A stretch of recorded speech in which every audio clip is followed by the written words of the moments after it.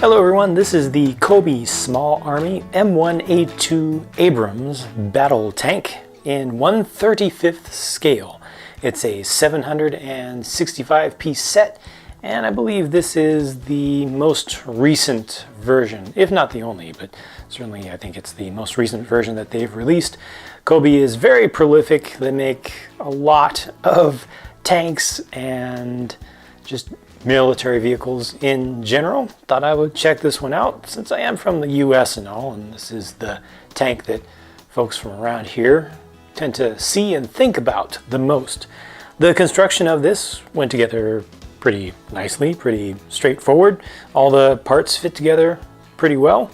It's got the turret that's able to rotate around full 360 degrees. Has just a little bit of sticking at a couple of points there. The main barrel, along with its coax position, goes up and down very smoothly. They've got the remote weapon system up here. They've got a loader's machine gun. They've got the sight up here, and that does have a print on the front of it. They've got the loader's hatch, and you can place a figure inside of that. Wow, that figure really has an old weapon though. That's pretty funky, but we'll take a closer look at that figure later on. That is the only one figure included with this set, strangely. Here's the commander's hatch. Unfortunately, that doesn't have the holes printed onto it. I definitely could have used some print around there to give a little extra detailing, but this is also able to open up, and you can put another figure just right there. So they actually built this up with individual pieces rather than making it out of a single specialized part with a hatch on top of it. So the whole thing comes up rather than just the top bit. They've added in some detailing around the side, some texturing, got a spare road wheel there, spare sprocket, got a spot for a tool to be held, got some sandbags, jerry cans, some spare treads attached to the side as well. You know, this is pretty decently done. I think that when you look at it up close, some of the details are really nice, but to me, from a distance, some of the high level shaping is just not quite accurate. Just the overall look. I can understand, just looking at it carefully, I can understand pretty much every specific design decision that they made here. But when I just sit back and just look at the overall shape, it's missing just some of the character. Some of it's hard for me to describe. I'm not a super fan of war stuff. Like I have not studied the individual details of what separates one variant from another, but I've seen a lot of pictures of these. I've had models of this exact vehicle before, and just the overall proportions and some of the shaping on the side just isn't quite exact, just to me. Nitpicking a little bit, but just pointing out how I feel. They did get the driver's sights down here printed on the sides of those tile pieces in blue, and they've also got the printing on the sides of these parts here in the bright metallic silver. That actually is very shiny. The treads, oh yeah, this is also a print on the side here. The treads look good, and the road wheels look good. They have tires on them, but I wasn't quite able to get just the right amount of tension on this. I have to push down a bit to get it to move because it's a little bit over tensioned. This is on a very hard and smooth surface, which makes it a little bit more difficult, but it's just a little bit tight.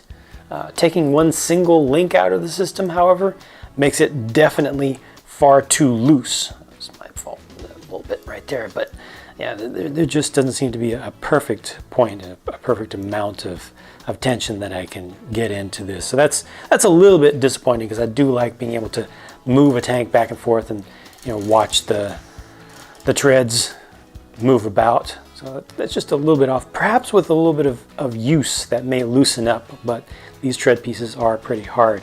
And back here at the rear compartment, they've added more texturing as well. Got your lights back here, a couple of towing spots, one down here. Got some connection points that you can make there.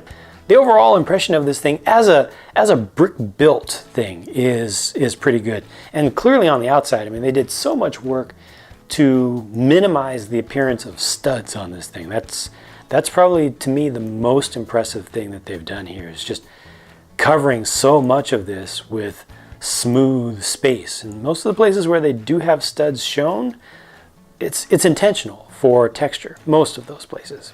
One thing I didn't show you was the detail of the top of the loader's hatch. That's a piece that they've had for a little while now, and they tend to reuse it. Looks good enough. You can turn this simulated machine gun around a bit. It's a little bit low in its detail, but I think it does its job. And then the remote weapon here is also able to be posed in different ways, but that's a little bit fragile with just the types of pieces they use, and it's not able to angle down.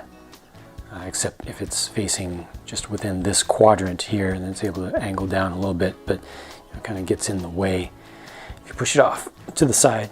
Not bad for its size, but I feel like that could have used a little bit more detail and a little bit more articulation.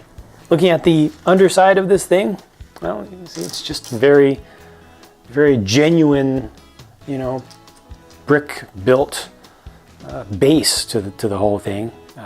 Lots of plates and lots of plain bricks are used for the core of it. You don't really start getting to the fancy stuff until you get to the top.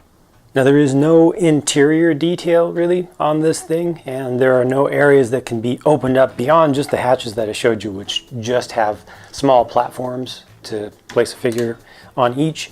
And even the engine compartment is just completely sealed up, so there's nothing inside of there. They've got some heat extractors up here, but that's just it. So pretty much what you've seen up to this point is what you get. COBI's figures seem appropriately silly and fun for kids' toys, but they always look completely out of place when included in these, realistic styled military models. Now, I'm going to completely defer to commenters, and especially military history specialists, military buffs, to interpret the symbols and markings on this figure. I don't think this is correct. This doesn't look right to me personally, but I just don't know. I just don't know the stuff. Certainly that weapon, that SMG, I think is World War II era at best. But I think the helmet's right. The overall colors are probably right, but beyond that, I don't know. Overall, a pretty cool set with good parts quality and fairly easy to follow instructions.